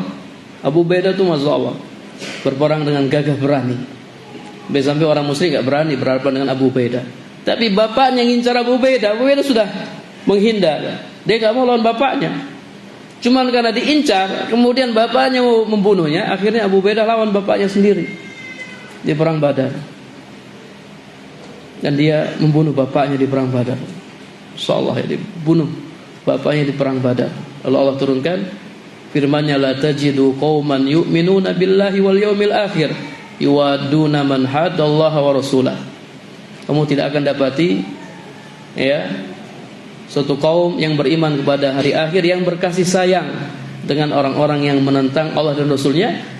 Ini orang-orang kafir, walaupun orang-orang itu adalah keluarga mereka sendiri, bapak-bapak mereka sendiri, anak-anak mereka sendiri, dan seterusnya. Ini suasana perang ya, kita bicara suasana perang.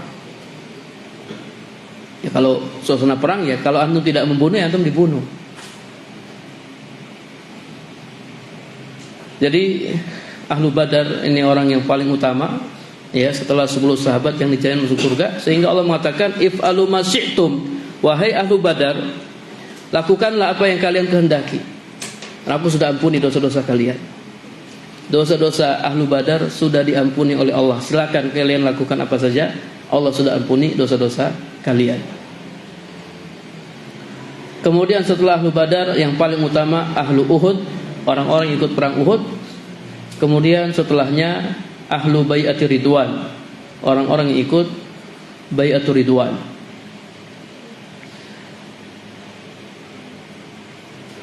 Kemudian ya, orang-orang muhajir lebih utama daripada orang-orang ansar.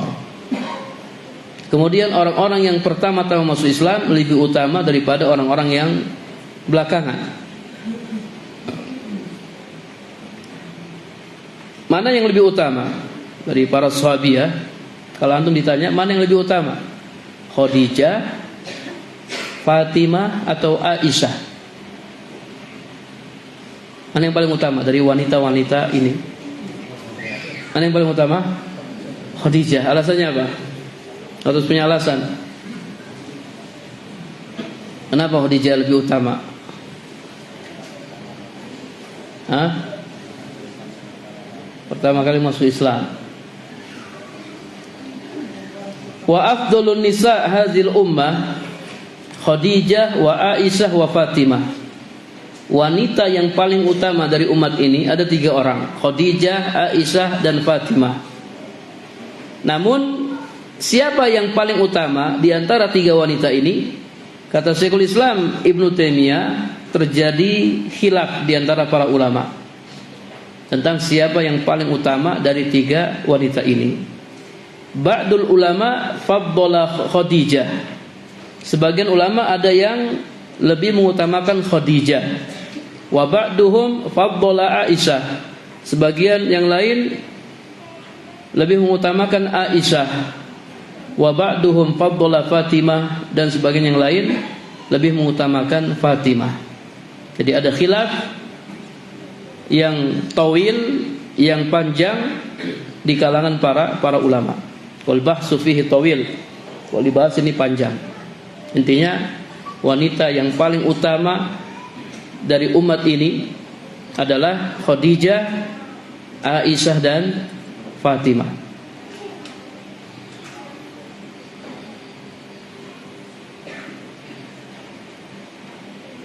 Kita sampai jam berapa, Ustaz? Iya, ada tanya jawab nggak? Nah, tanya jawabnya sebelum jam 8 atau sesudah jam 8? Sebelum jam 8. Tanya jawabnya sebelum jam 8. Iya.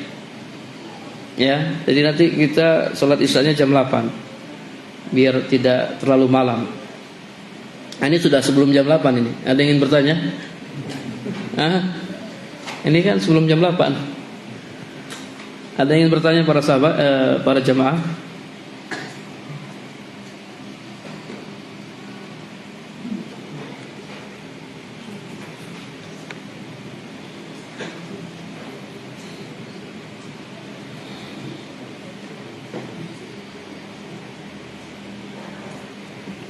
Kalau nggak ada, ana lanjutkan yang keempat.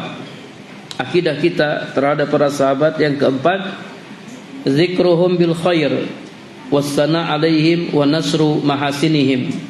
Menyebutkan kebaikan mereka, menyanjung mereka dan menyebarkan kebaikan-kebaikan mereka.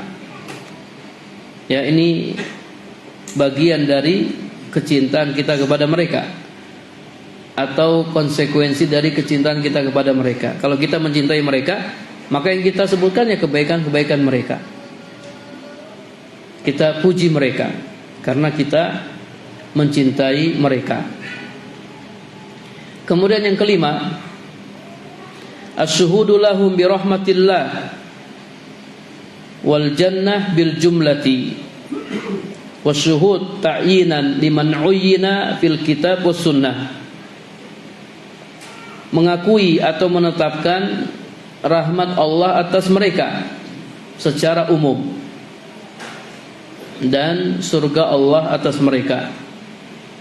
Jadi kita menetapkan semua para sahabat masuk surga secara umum. Para sahabat masuk surga. Ini harus kita yakini. Dan kita juga mengakui secara khusus mereka yang sudah ditetapkan sebagai penghuni surga dalam Al-Quran dan Sunnah. Jadi secara umum para sahabat masuk surga. Dan juga kita menetapkan ada sahabat-sahabat tertentu yang sudah dijamin masuk surga. Di antaranya 10 sahabat yang sudah dijamin masuk surga. Kemudian yang lain, ada yang tahu sahabat lain yang sudah dijamin masuk surga? Siapa? Bilal bin Rabah. Bilal bin Rabah sudah dijamin masuk surga. Ya, Nabi pernah bertanya kepada Bilal, amalan apa yang kau lakukan wahai Bilal? Karena saya dengar suara sandalmu di surga. Jadi Bilalnya masih di dunia, tapi suara sandalnya sudah di surga. Amalan apa yang kau lakukan? Kata Bilal, enggak ada amalan yang khusus. Hanya saja setiap kali wudu saya batal, saya berwudu. Kemudian saya sholat 2 rakaat. Menjaga wudu. Setiap kali batal wudu, kemudian sholat 2 rakaat. Karena ini Bilal masuk surga. Jadi kata para ulama, kuncinya istiqomah dalam melakukan amalan. Jadi sebaik-baik amalan itu yang istimrar, yang terus-menerus kita lakukan. Wa in qalla, walaupun sepele. Kan wudu kan sepele, iya atau tidak? Wudu sepele, artinya mudah kita lakukan. Siapa saja bisa melakukan. Tapi coba antum setiap kali kentut antum wudu, setiap kali batal wudu, setiap kali batal wudu. Ya, ini lumayan sulit lah. Anda pernah praktekkan ya, sulit juga. Setiap kali batal wudu kemudian sholat 2 rakaat. Jadi istiqomahnya, ya paling tidak antum punya amalan yang antum istiqomah. Saya istiqomah baca Al-Quran tiap hari, ya paling tidak 2 lembar lah. Udah itu antum jalani terus itu istiqomah. Saya senangnya di sedekah, istiqomah dia sedekah, terus sedekah. Jadi kita punya amalan yang rahasia antara kita dengan Allah, dan amalan itu istiqomah terus kita lakukan.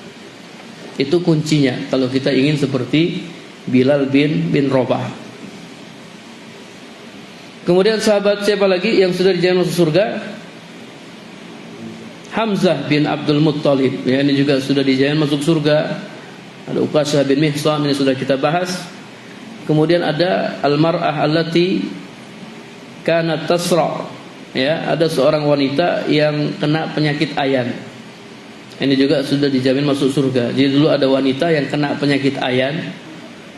Kemudian dia datang kepada Nabi sallallahu alaihi wasallam, dia minta didoakan agar sembuh.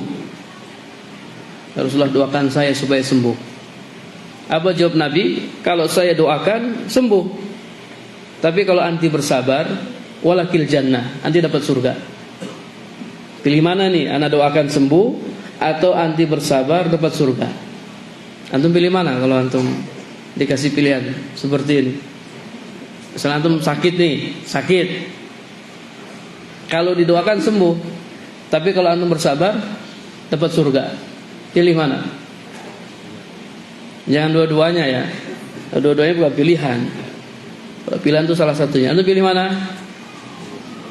Hah? Pilih sabar dapat surga. Makanya wanita ini mengatakan asbir, saya bersabar wahai Rasulullah.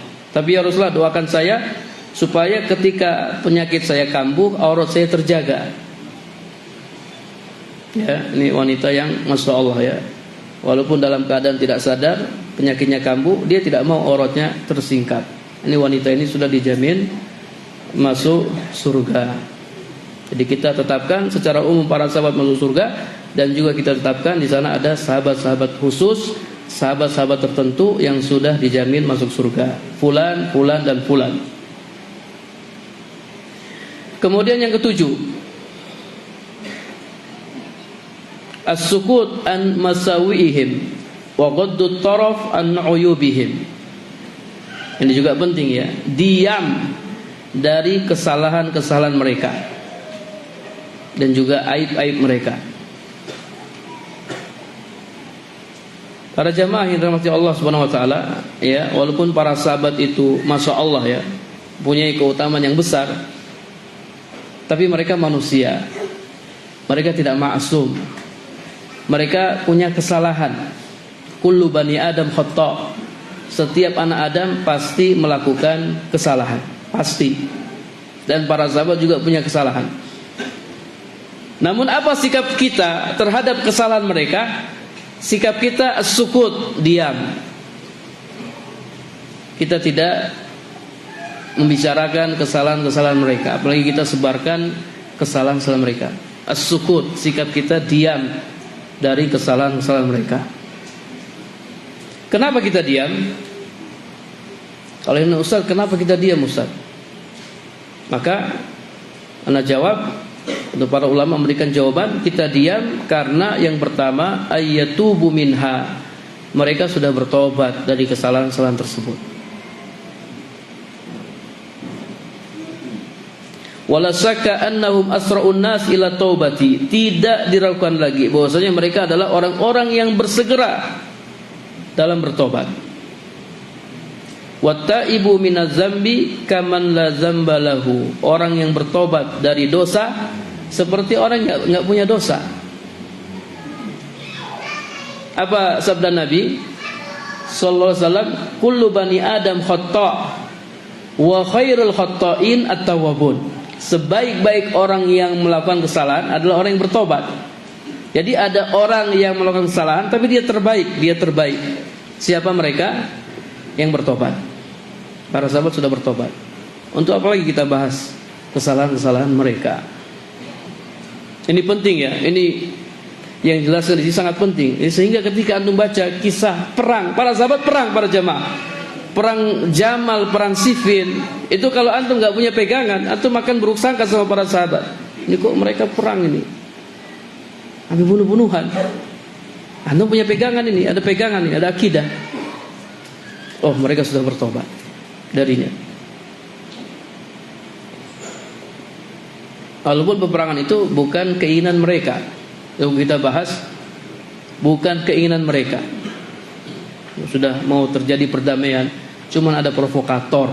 Zaman dulu provokator sudah ada. Orang-orang yang bunuh Utsman, jadi Utsman dibunuh ya oleh para pemberontak. Mereka demo, kemudian mereka bunuh Utsman bin Affan. Setelah itu terjadi fitnah yang luar biasa, sampai terjadi peperangan di antara para sahabat. Para sahabat menuntut Ali untuk mengkisos ini orang-orang yang membunuh Utsman bin Affan. Tapi Ali tidak langsung mengkisos mereka, karena ketika itu negara lagi kacau. Ali lebih mengutamakan untuk mengurus negara. Nah, Ali terkesan tidak segera mengkisos ini pembunuh Utsman. Ya. Sehingga ada sekumpulan sahabat yang mereka keluar. Sebenarnya mereka bukan mau melawan Ali bin Abi Thalib. Mereka hanya menuntut agar Ali mengkisos pembunuh Utsman. Ketika itu sudah mau terjadi perdamaian. Cuman kalau dua belah pihak ini berdamai, siapa yang bakal dihabisi? Siapa? Pembunuh Utsman. Pembunuh Utsman ada di barisannya Ali bin Abi Thalib. Akhirnya ya mereka pun serang lebih dahulu. Ali nggak tahu sama sekali. Mereka serang lebih dahulu. Kemudian para sahabat yang ada di sebelah, pasukan Ali nyerang. Akhirnya mereka serang, terjadilah perang. Jadi hati-hati para jamaah ya. Ana ingin sampaikan sama antum, hati-hati. Kita jangan sampai mau dipecah belah. Jadi kita ini umat Islam mau dipecah belah oleh ya orang-orang munafik, orang-orang yang tidak suka dengan Islam. Kita jangan sampai mudah terpancing. Itu bayangkan ya, ini apa? Kemarin Anda lihat berita di sebelah sini, ini konflik ini sama-sama umat Islam, di tengah-tengahnya polisi. Sebelah sini bertakbir, Allahu Akbar, yang sana juga bertakbir, Allahu Akbar. Yang bingung siapa? Polisi. Dua-duanya bertakbir. Akhirnya polisinya juga bertakbir, Allahu Akbar. Ya, jangan mau dipecah belah, jangan mudah terprovokasi. Kita harus cerdas. Kalau kita perang, kita terpecah belah, mereka yang untung. Dan ini sudah terjadi. Ya, dalam sejarah ini sudah terjadi. Jadi mereka sudah bertobat dari kesalahan-kesalahan tersebut. Kemudian alasan yang berikutnya, kenapa kita tidak perlu bahas kesalahan-kesalahan mereka? Ayyukfaru lahum bihasanatin azimatin atau biha. Kesalahan-kesalahan tersebut sudah diampuni oleh Allah Subhanahu wa taala dengan kebaikan-kebaikan yang besar yang mereka lakukan. Jadi kesalahannya hanya sedikit, tapi kebaikan mereka Masya Allah azimah, sangat besar. Fal hasanat yudhibna sayyi'at. Kebaikan-kebaikan itu bisa menghapus kesalahan-kesalahan. Innal hasanat yudhibna sayyi'at. Kebaikan-kebaikan para sahabat ujuruha azimatun, pahalanya sangat besar. Sebagaimana dalam hadis yang tadi sudah kita sampaikan, la tasubbu ashabi, jangan kalian mencela sahabatku. Kita baca sejarah, sahabat ini kok kayak gini sih? Kok mereka saling perang? Padahal Nabi sudah wanti-wanti, jangan celah sahabat-sahabatku. Jangan caci maki mereka. Seandainya salah seorang di antara kalian menginfakkan emas sebesar gunung Uhud, saya tidak bisa menyamai infak 1 mud atau setengah mud mereka.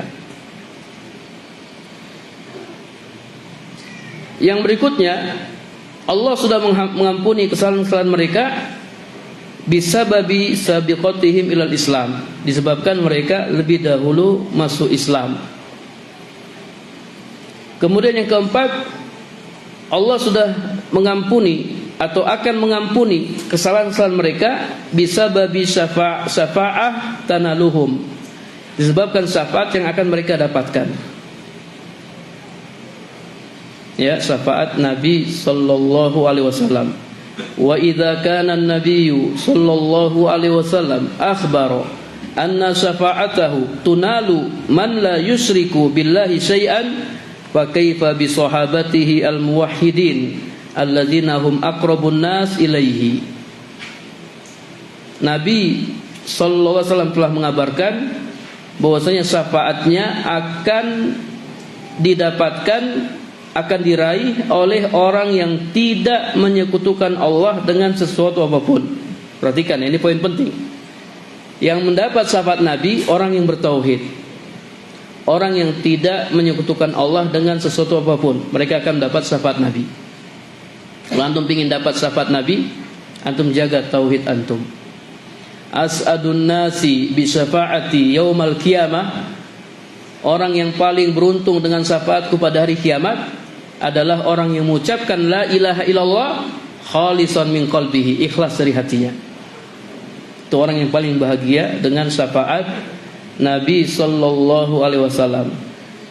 Fa kaifa bi sahabatihi al-muwahhidin, lalu bagaimana lagi dengan sahabat-sahabatnya yang bertauhid, yang mereka sangat dekat dengan Nabi sallallahu alaihi wasallam. Tentu mereka lebih layak untuk mendapatkan syafaat Nabi sallallahu alaihi wasallam. Kemudian alasan yang berikutnya, dosa-dosa mereka, kesalahan-kesalahan mereka sudah diampuni oleh Allah Subhanahu wa taala disebabkan bala yang menimpa mereka ketika di dunia. Bala atau cobaan kafarah itu bisa menghapus dosa-dosa orang yang ditimpa bala, sebagaimana dijelaskan dalam hadis-hadis Nabi sallallahu alaihi wasallam. Kemudian alasan yang berikutnya, karena mereka mujtahidun. Para sahabat itu orang-orang yang berhak untuk berijtihad. Kalau ijtihad mereka benar, dapat 2 pahala. Kalau salah dapat satu pahala. dan alasan-alasan lain yang disampaikan oleh para ulama, yang intinya kita tidak boleh ya membahas kesalahan-kesalahan mereka, apalagi menyebarkan kesalahan-kesalahan mereka. Sikap kita diam. Udah, Allah sudah ampuni kesalahan-kesalahan mereka. Kemudian ya, yang ke-8 ya, tinggal 3 lagi sampai 10 ya. Yang ke-8, akidah kita terhadap para sahabat as-sukutu amma syajara bainahum. Diam terhadap perselisihan yang terjadi di antara mereka dan tidak membahasnya secara mendalam. Kemudian yang ke-9, bughdu mayyubghiduhum, membenci siapa saja yang membenci mereka. Ini juga akidah kita. Kita membenci siapa saja yang membenci mereka. Kemudian yang terakhir, ini yang penting, al-iqtida'u bihim wal ihtida'u bihadihim, mengikuti mereka dan mengambil petunjuk mereka, mengikuti para sahabat. Dalam surat At-Taubah tadi sudah kita bacakan ayatnya, Allah Subhanahu wa taala berfirman, was-sabiqunal awwaluna minal muhajirin wal ansar wallazina tabauhum bi ihsan radhiyallahu anhum wa radu'an. Orang-orang yang pertama-tama masuk Islam dan orang dari kalangan orang-orang muhajir dan orang-orang ansar. Kemudian Allah lanjutkan, dan orang-orang yang mengikuti mereka dengan baik. Jadi ada yang diikuti dan ada pengikut. Yang diikuti dan pengikut itu dapat keutamaan yang sama. Allah ridho kepada mereka, mereka ridho kepada Allah. Allah siapkan untuk mereka surga-surga yang mengalir di dalamnya sungai-sungai. Jadi kita bisa mendapatkan keutamaan yang diraih oleh para sahabat kalau kita mengikuti mereka. Walladzina tabauhum bi ihsan. Kalau kita mengikuti mereka dengan baik. Yang kita ikuti apanya sahabat? Anak pengen nanya sama antum. Apa yang kita ikuti dari para sahabat? Apa yang kita ikuti? Hah? Cara beragamanya mereka. Bagaimana akidahnya para sahabat, bagaimana ibadahnya mereka, akhlaknya mereka, muamalahnya mereka, dan seterusnya. Cara beragama mereka itu yang kita ikuti. Ini yang disebut dengan manhaj. Bahkan ada hadis khusus ya.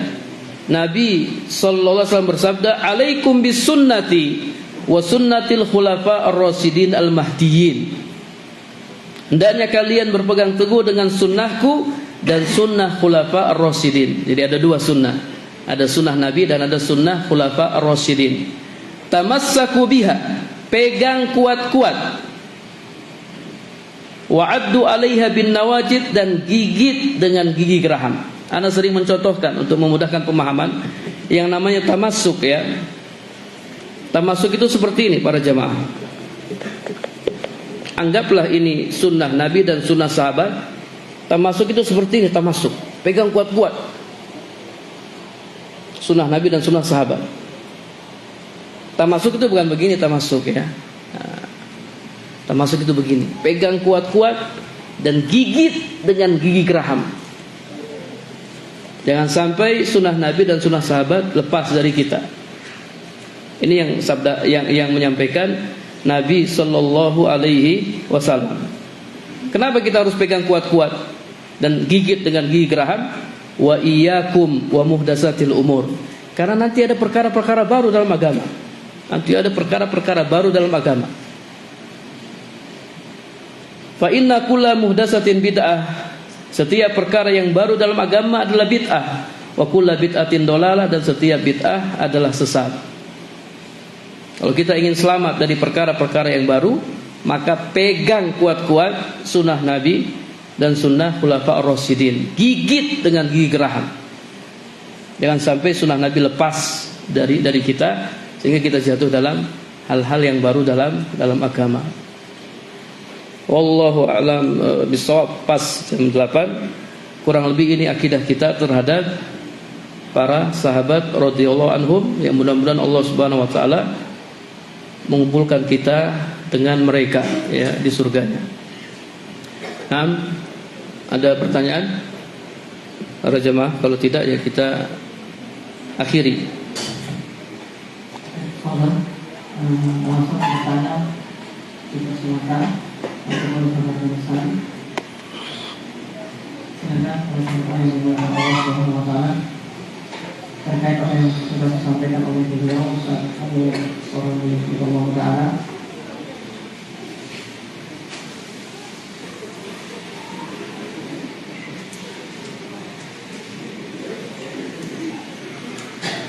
Sudah jelas insyaallah ya. Sudah jelas.